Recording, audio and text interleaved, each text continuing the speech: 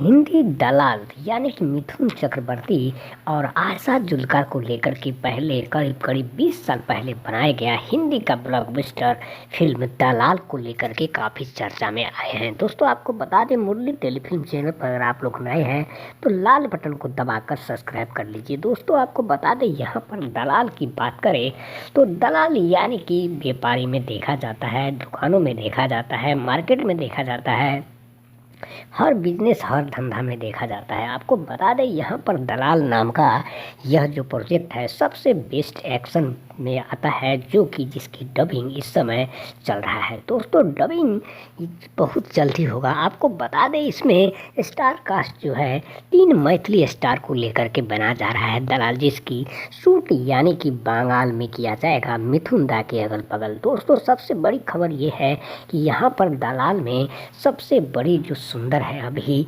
यानी कि मोनालिसा का ही नाम आ रहा है, क्योंकि दलाल इससे पहले आशा जुल्का का जो रोल प्ले किया था, इन लोगों ने कैरेक्टर में ढाला को लेकर के यानी कि ढाल जैसे बनाने की दलाल की कोशिश की गई है। दोस्तों बता दें, मिथुन भी इसकी काफ़ी तारीफ करते हुए उन्होंने आगे बढ़ाते हुए प्रोजेक्ट को बताया कि इसमें मैथिली स्टार को काफ़ी अच्छा रिस्पॉन्स मिलेगा, क्योंकि मिथिलांचल में सबसे बड़ी चीज़ इनको दलाल नाम का जो टाइटल है इनको सबसे अच्छा सेलेक्ट मिलता है, सबसे कामयाबी मिलेगी।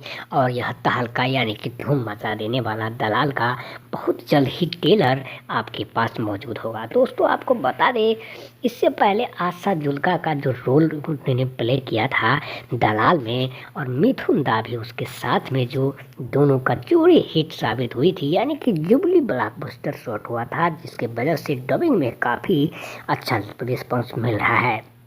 एक ज़माने का सबसे हिट प्रोजेक्ट था, लेकिन यहाँ पर दलाल में 2 यानी कि तनुश्री और मोनालिसा का नाम सामने आ रहा है। दोस्तों बता दें आपको, दलाल की बहुत ही अच्छा स्क्रिप्ट है और इसका रिस्पॉन्स रिव्यू करने के हम आपको इसमें पूरी डिटेल बता रहे हैं। तो दोस्तों वीडियो को पूरा देखना है। मुरली टेलीफिल्म चैनल को लाल बटन को दबाकर यानी कि सब्सक्राइब कर लेना है। सबसे पहले आपको बता दें कि यहाँ पर इनके बिहार के लोकेशन पर काफ़ी अच्छा, जहाँ बता दें बंशीधर का घर है, या फिर और जैसे गौरव ठाकुर को भी लेने की है, क्योंकि एक गाना इसमें दिखाया जाएगा जहाँ पर स्टेज का सीन होगी, वहाँ पर गौरव ठाकुर को पेश किया जाएगा।